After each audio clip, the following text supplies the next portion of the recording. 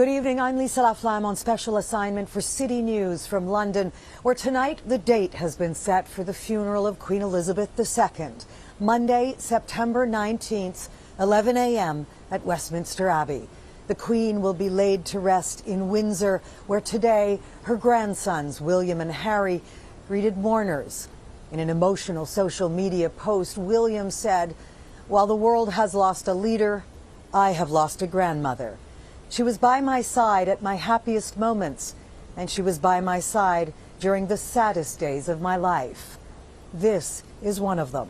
It's been an epic day of emotion across the United Kingdom, the Commonwealth, and especially here in London, where in a television first, Charles III was proclaimed king.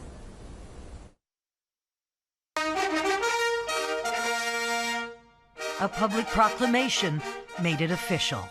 That the Prince Charles Philip Arthur George is now, by the death of our late sovereign of happy memory, become our only lawful and rightful liege lord, Charles III. The new king, himself mourning the loss of his mother, is rapidly moved into his new role. It's tradition. I am deeply aware of this great inheritance and of the duties and heavy responsibilities of sovereignty, which have now passed to me.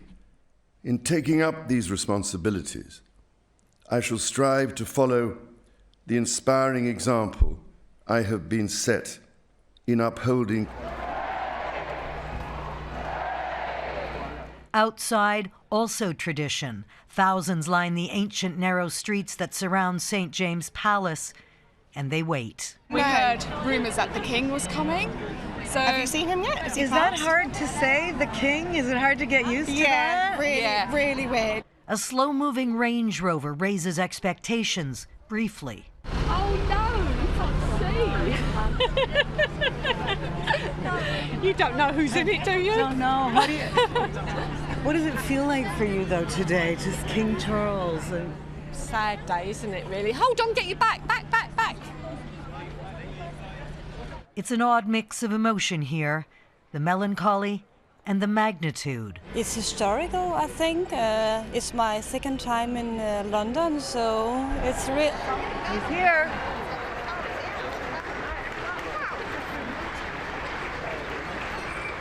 Another false alarm.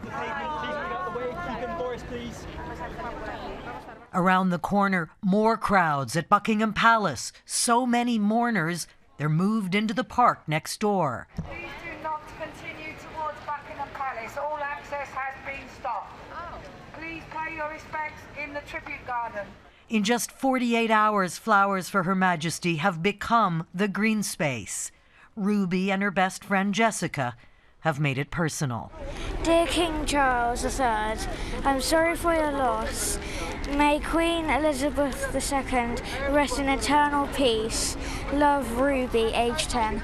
Dear King Charles III, I'm deeply sorry for your loss of Queen Elizabeth II. She will be with us forever. Love, Jessica, age 10.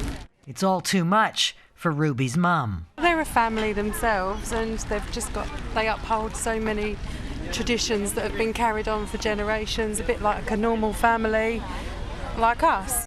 And the actual family, the royals, still gathered at Balmoral in Scotland, tour the growing vigil to their mother and grandmother. In front of Windsor Castle, the Princes William and Harry, along with their wives, share their grief with well-wishers, emotional and respectful. Back in London, it's Paddington Bear, her sidekick during the Jubilee celebrations, still with her. Even as the crown is passed, a new one now takes its place.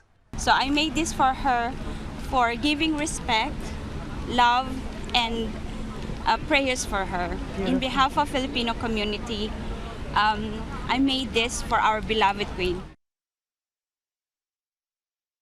Love for the Queen and her 70 years of service has rippled across every community and country. This is also the loss of the longest-running world leader and Canada's head of state.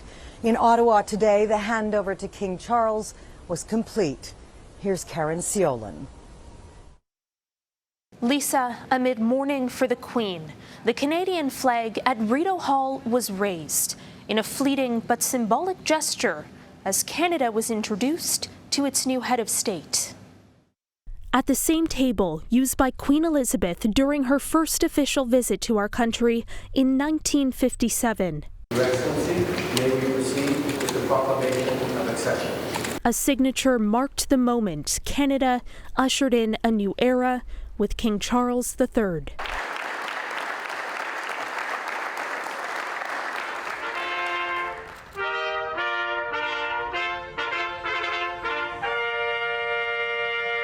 Steeped in tradition from a bygone time, Canada's chief herald then officially announced the accession of the new monarch. We, the Right Honourable Mary May Simon, Governor-General of Canada, assisted by His Majesty's Privy Council for Canada, proclaim that His Royal Highness Prince Charles Philip Arthur George is now, by the death of our late sovereign, Charles III. Long live the King. God Save the King played as gun salutes shook the grounds outside Rideau Hall.